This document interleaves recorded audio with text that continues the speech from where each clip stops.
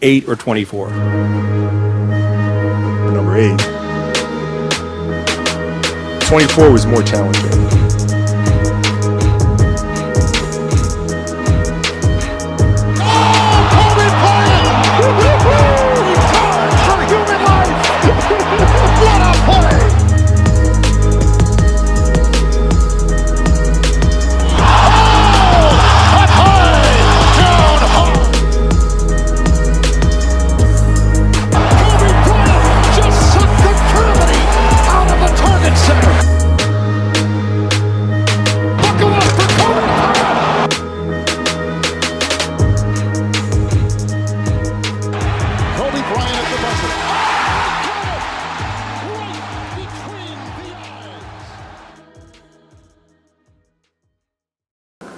It's Monday, so that means 3 things. 1, I'm not your MCM.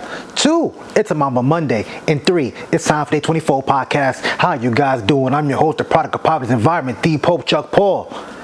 Episode 115. The heat is on. Don't laugh at my singing voice. Yes, indeed, the heat is on. The Miami Heat tied it up. It's 1-1. Before I get into that, how you guys doing? I hope you guys enjoyed your week. I hope you guys enjoyed your weekend. Now let's get straight to it. The Miami Heat beat the Denver Nuggets in the Mile High city of Denver by 3 points, 111 to 108. And everybody was touching the rock. Everybody was eating on Miami. Motherfucking 21 for Jimmy Butler, 21 for Adebayo, no Savage. Vincent had 23, Strus had 14, Duncan Robinson had 10, even Kyle Lowry dropped in 9 points. Kevin Love, he started, had 10 boards, 6 points, 2 of them were 3-pointers. Well, they're both 3-pointers, 6 points, of course. Crazy stat, I don't know how many games it is, but whenever Jokic scores over 40, the Nuggets lose. I don't know if it's in the postseason or if it's like during the year, or if it was during the this season too. But that's crazy. Like when he scores 40, they lose. I guess that's when he has to overexert himself.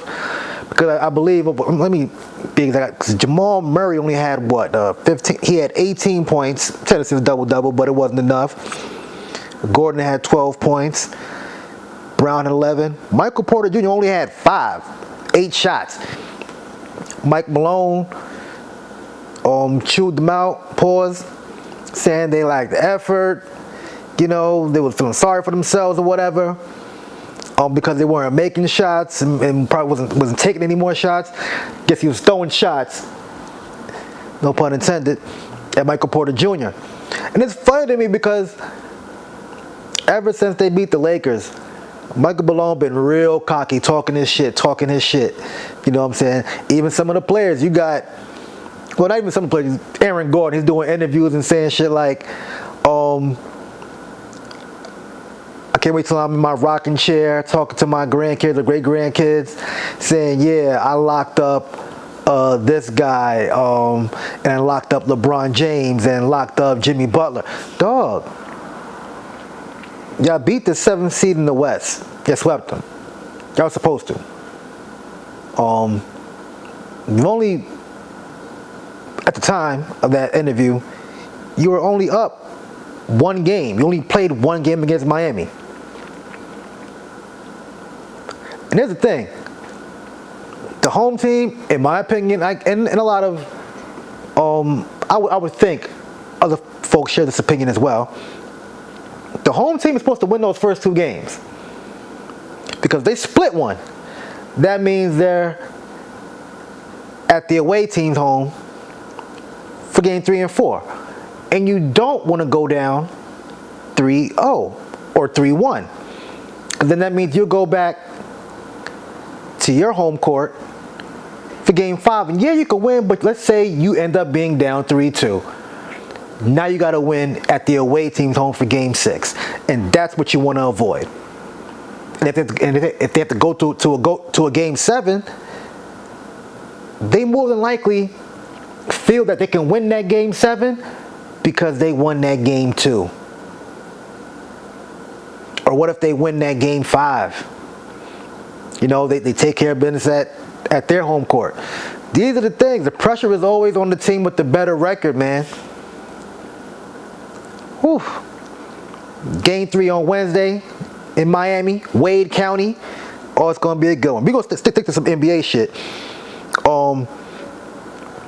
The commissioner, I believe, said they found more evidence of some other things that was going on with John Morant, and it wouldn't be fair to the players and the teams currently in the NBA Finals for him to release John's punishment, make it public right now, because it would take away from the good that's going on in the NBA. Paraphrasing right now. So he's going to wait till the end of the finals to announce Ja's punishment. Some people are thinking it might be the whole season or half the season.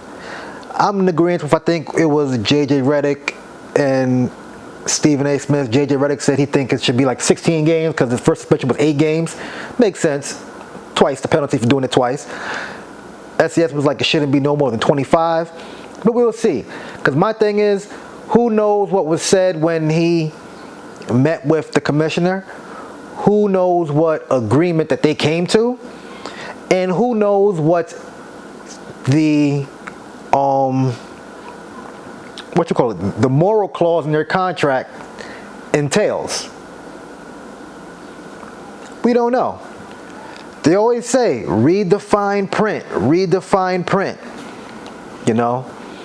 And my thing is like, look, to do what to post another gun 2 months later, it's like, come on.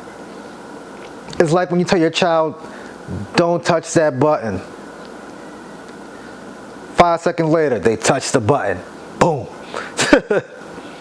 You know? Moving along with teams that are not in the playoffs, the Boston Celtics are about to lose 3 assistants to Ime Udoka. It's like, damn, he's stealing coaches and wives from the Boston Celtics? What about King? No? Too soon? Nah, it's been a year. But yeah, he's taking 3 Celtic assistants, and the Celtics already lost Damon Stoudemire to I think Georgia Tech. He's gonna be coaching. But Sam Cassell, former Boston Celtics assistant coach, former assistant to Doc Rivers, he is joining Joe Mazzulla's bench. So that's cool. And things like I've seen interviews with like Kevin Garnett, Paul Pierce, even Kendrick Perkins from that championship Celtic team, the last championship, I think it was like 2009 or 8 or whatever. They were saying that they need a players coach to bridge that gap between the young players or the players in general and the coaching. And Sam Cassell is that guy who won championships as a player and a coach, played the game at a high level. He can relate to some of the players and whatnot. So he's going to be part of Joe Mazzulla's coaching staff, which I guess is cool. You know what I'm saying? At the end of the day, they made it to at least the Eastern Conference Finals in like the last 3 years. You know, so they're doing something right. They just can't quite get over the hump. And like I said before, Ime Udoka might be taking Jaylen Brown too. He might not be able to give him $295 million, but Houston could probably give him 200, 250. Throw some incentives in there, make the All-Star game, boom, we give you an extra $40 million or $20 million or something like that. You make an All-NBA first or second team, extra 10, 15 million. There's ways to recoup that other 50 million that he'll be leaving on the table with Boston. So yeah, keep that in mind. You heard it from the Pope first. Pope knows, you know this. And I'm taking hold up. Monty Williams, 6 years, $72 million to coach Detroit Pistons, the purgatory of basketball. I talked to my cousin and one of my homeboys, my boy Rob. Shout out to Rob. How long do you think he's going to be coaching the Detroit Pistons? They trash. Only person I know on that team is Wiseman, who was traded from the Warriors to there. Who else? Cade Cunningham, the draft pick from a year or two ago. And I think Hamidou Diallo from my city, Left Rack City, is still on the Pistons. I'm not sure, but that's all I know about them. You know, so yeah. Good luck to him. You know, maybe he could whip him up, turn him to at least the AFC, because there's nothing but young guys on that team. Oh, I think Josh Giddey is on OKC. Whoop, sorry. Yeah, I don't really know who's on that team, but hey, good for him. 6 years, $72 million. That is not bad. But so that's about like what, 11 and a half, something like that. Might be, but whew, yeah, that's great. Not bad, not bad at all. Not bad at all. What else I got on the docket? Oh, and taking his spot is Frank Vogel, former Lakers coach. It's funny because he won a championship just 2-3 years ago and was fired by LA a year ago. And that's how Darvin Ham got his spot. But who knows? He could probably get the best out of DeAndre Ayton. You know, he could push Booker, Kevin Durant. You know what I'm saying? We'll see. But you got to see who else they fill that roster out with. What they're going to do with Chris Paul. I think this is his last year on his contract. You know, they need a point guard who's going to play. You know, it's not going to get hurt in the playoffs, before the playoffs, during the playoffs, game sevens. You know what I'm saying? Sheesh. And this is why I don't be recording the day before. Because early in the day, I go online, I go on Twitter, and I see that Shams, good old Shams, reporting that Kyrie Irving was talking to LeBron, asking him to come to Dallas.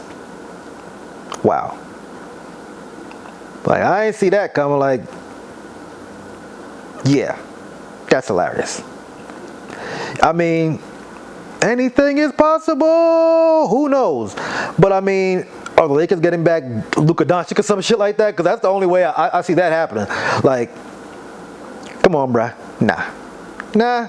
Sorry. You know what I'm saying? But I mean, hey, at least they tried. At least they tried. But I also read that Dallas was thinking about offering whatever for LeBron during the season, when the Lakers was like in a little downward spiral, like right before the Lakers turned it around. You know? Well, that's funny. Kyrie Irving has reached out to Lakers star LeBron James and sent to see if James will come to Dallas.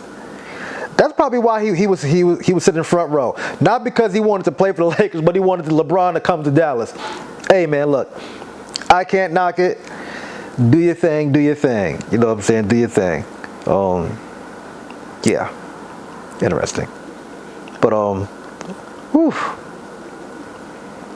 Oh, this is a good one.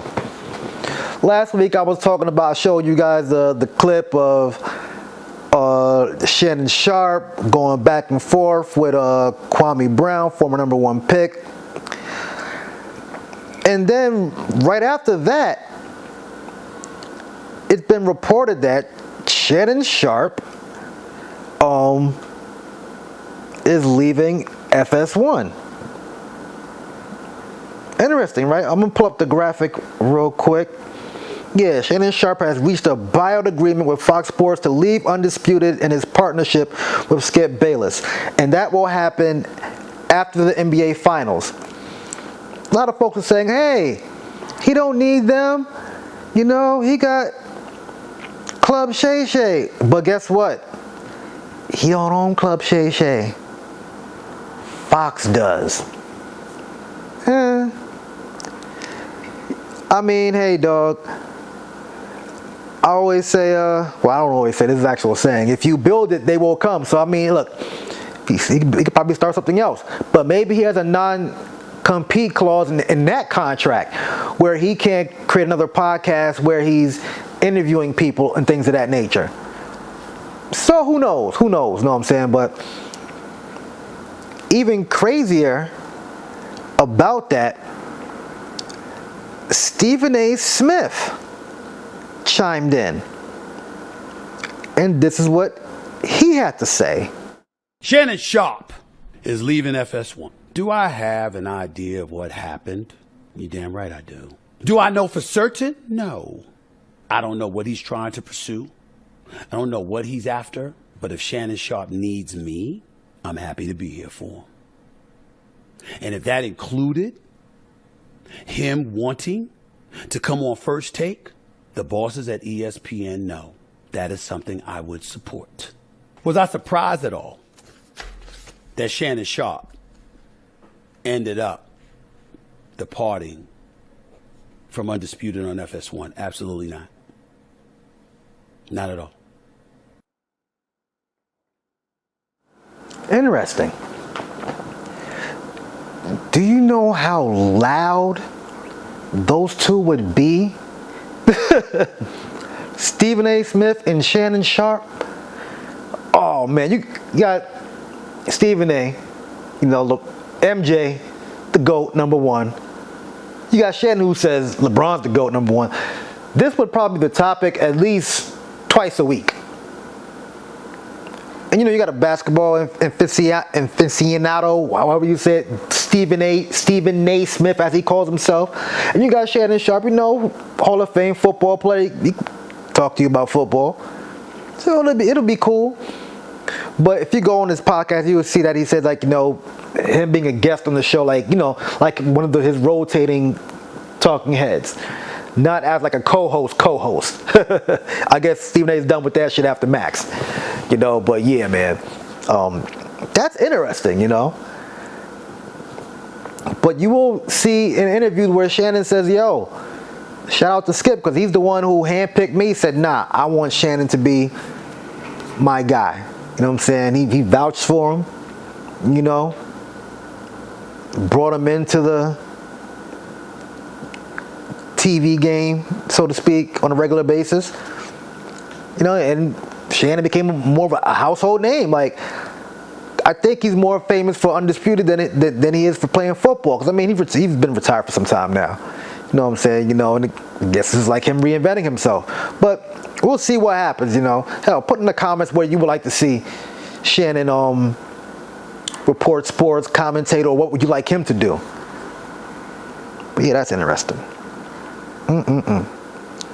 Oh, there's a good one. I'm minding my business on Instagram, scrolling and shit, and I see Megan Thee Stallion hugged up with a brother that ain't party. I was like, oh shit, what happened, man? Says, okay, Megan Thee Stallion and Romelu Lukaku walk hand in hand in Italy. He's a Belgian soccer player, and he's about 30 years old, they say, 6'3", and reportedly worth a nice $150 million. Of course, they talk about how much money he got. So the picture of them all hugged up and shiznai. Aw, how cute. But you know what's crazy though? How women was telling Party he should go and fight this dude and that dude over Megan, fight Tory, crash out. You know, he's a great man. You know, he's couple goals and all that. Got the song Black Girl. If you're a black girl, if you do your thing, you do your thing. It's something like that. It's something like that. Then Black Girl. He did the whole Panther and shit hard. You know, if they're not even mad. And then you go in the comments and they like, yes, girl. Like, damn, we was just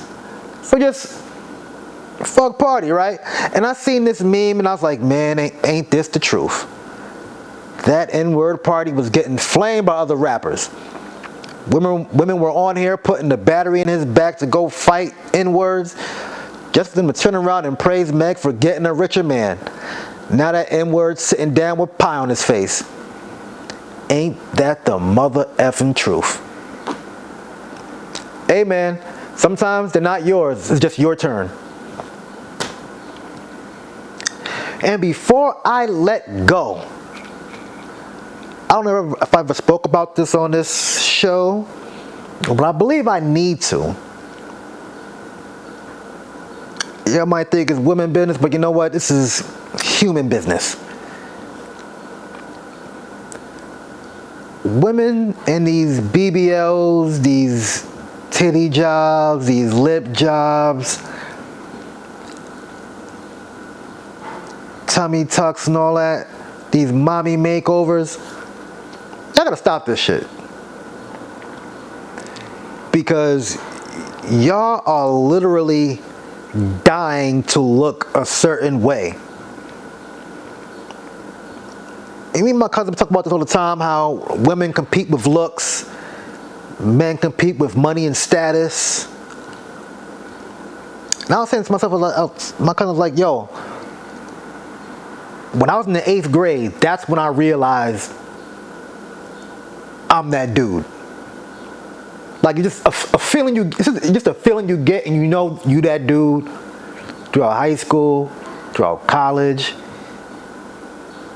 outside of your 9 to 5s and whatnot. Like, people gravitate to, like, you have that it factor. You feel me? Some people don't have that. Some people, they need to look a certain way. Some people need to dress a certain way, have certain things. But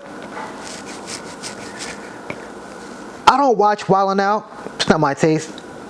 But I do know who DC Young Fly is, but I didn't know who his girlfriend or baby mother or partner, as they call her, Jackie O. They shared 3 kids together. And I believe she's 30 years old. And here's a picture of her with Dr. Zach saying, "Getting ready for my mommy makeover with Dr. Zach. Stay tuned to my YouTube for the full reveal." First off, rest in peace to her. Condolences to her and the family. But even that, it's for content. Like, you women are really dying for content.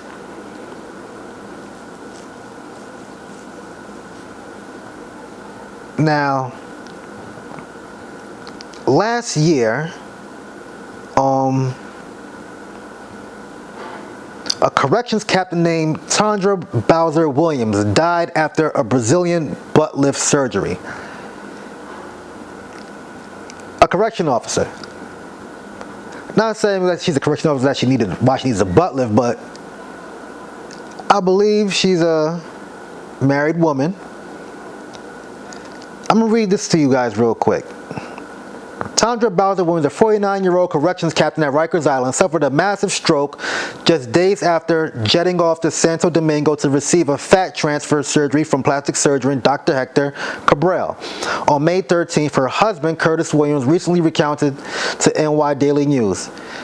Cabral was previously indicted in March 2011 under former New York Attorney General Eric T. Schneiderman on 10 counts of operating without a medical license and fraud and conspiracy charges. He was accused of charging for consultations and medical examinations at med spas and beauty parlors in New York before luring unsuspected patients with bargain prices to the Dominican Republic for discount cosmetic surgeries, which ultimately left many women permanently disfigured. Bowser Williams' husband said his partner since 1996 was confident in Cabral's abilities despite his past indictment. Her exact words to me were, "You're going to love Dr. Cabral's work. I didn't care one way or another. I accepted my wife the way she was," he said. "Everybody distraught. She was the heart, the lifetime of the family, the heartbeat." Madness. Now, I'm going to go to another story. A Florida mother of 2 died last year, December. I'm going to read some of this story for you guys. The family of a Florida woman who died during a cosmetic procedure is seeking justice. Janisha Jayla Williams, 26 years old, was pronounced dead in October 2021. This story is from December 2022. After not waking up from the anesthesia she was given prior to the operation, which took place at Best U Now, a cosmetic surgery center in Plantation, Florida. It has since been discovered that the doctor who administered the anesthesia was medically restricted from doing so. According to Williams' mother, Latasha Leggett, she and her daughter traveled from Hillsborough County to Best U Now on October 2021 for the procedure, which included a breast augmentation and Brazilian butt lift. Leggett, who was sitting in the waiting room while Williams was in surgery, recalls repeatedly inquiring about the status of her daughter's procedure, only to be assured that the operation was going well. I was asking every hour, how's my daughter doing? How are things going? And they kept telling me she's okay, everything is fine, Leggett told NBC Miami 6. However, as time continued to pass and other patients gradually exited the facility, Leggett became increasingly worried, even more so when an ambulance blaring its sirens arrived in Best-View Now. The mother said that it was only when her daughter's body was being rolled out to the facility on a stretcher that she was informed on her daughter's passing.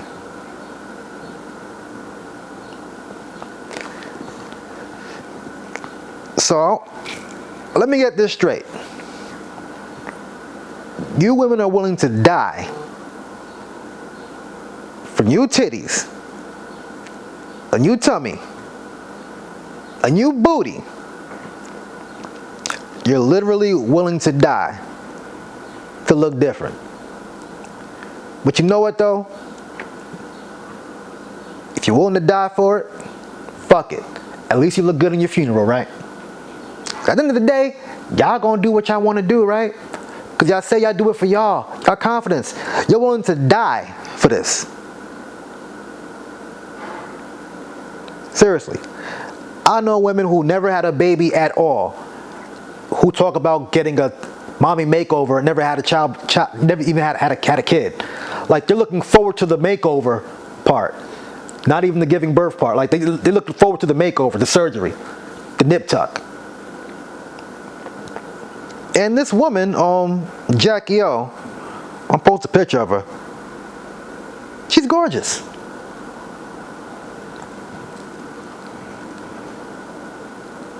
She died for a mommy makeover and left behind 3 kids and their father, her lover.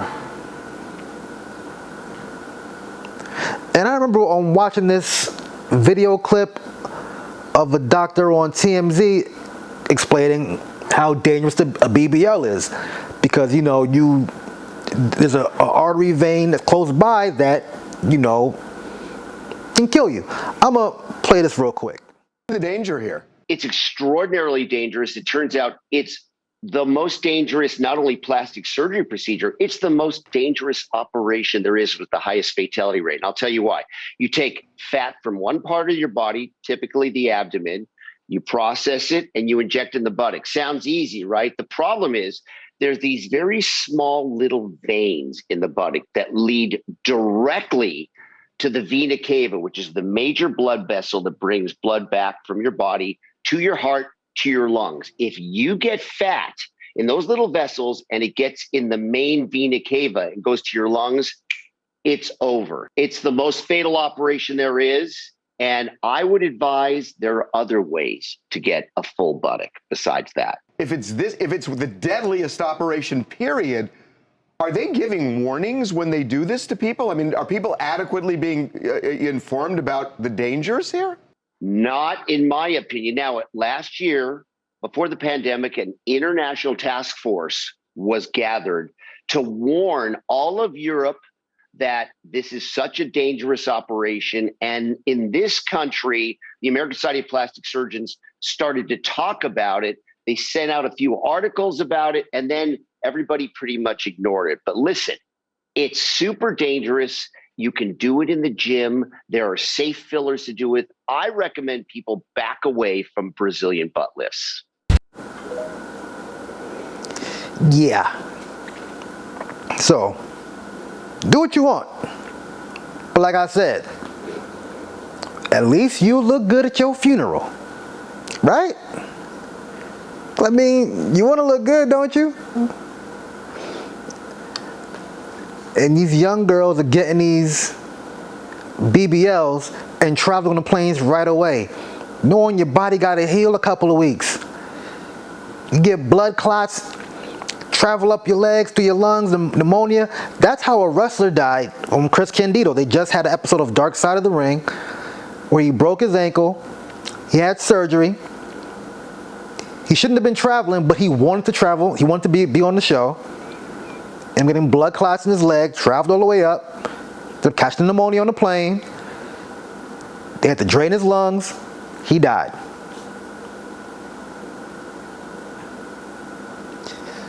Look, man. There's other ways get your booty in shape, I guess. But hey, man, look, do what you want. You know what I'm saying? What do I know? But look, like I always say, like, share, subscribe, comment. Look, sometimes she's not for matrimony. She's for the mattress, homie. I am the Pope Chuck Paul. Peace out.